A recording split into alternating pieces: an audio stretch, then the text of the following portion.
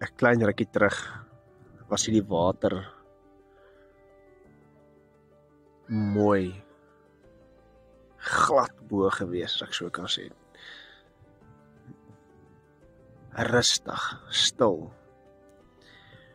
En 'n klein briesie kom op.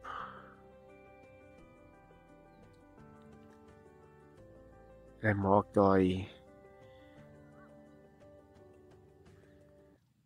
tandertjies in die bokant. En dit werk in ons lewens net so. Baie kere is alles perfek en reg.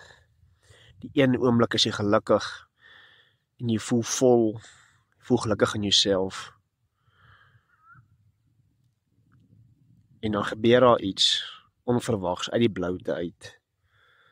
Of dit nou met jou werk is, finansiëel, huwelik, 'n verhouding, gesondheid is. Maak nie saak wat nie. Dan krap jy jou lewe om soos hierdie. Dan vat daai rustigheid in jou binneste weg.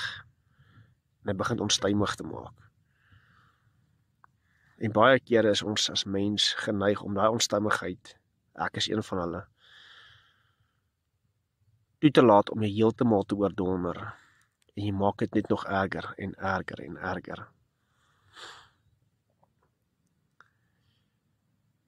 Matteus 11 vers 28 sê die woord vir ons laat, kom na my toe, die wat vermoeid en belas is, en ek sal jou rus gee.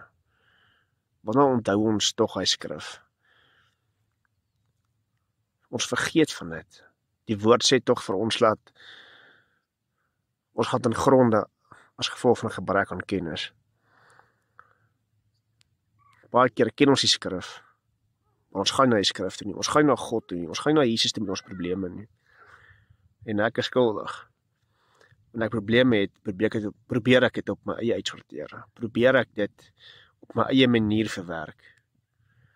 En ek maak daai onstuimigheid net erger en erger, tot begin branders maak, duine maak. En dit verwoes jou menswees, dit verwoes jou siel, jou gees, jou emosionele toestand. Plek dat ons net ons probleme voor God sy voete neerlê. En hy sê vir ons sy rustigheid teruggee. Hy sal hy wind weer laat lê. En alles sal weer mooi wees en reg wees. Hy sal ons weer heel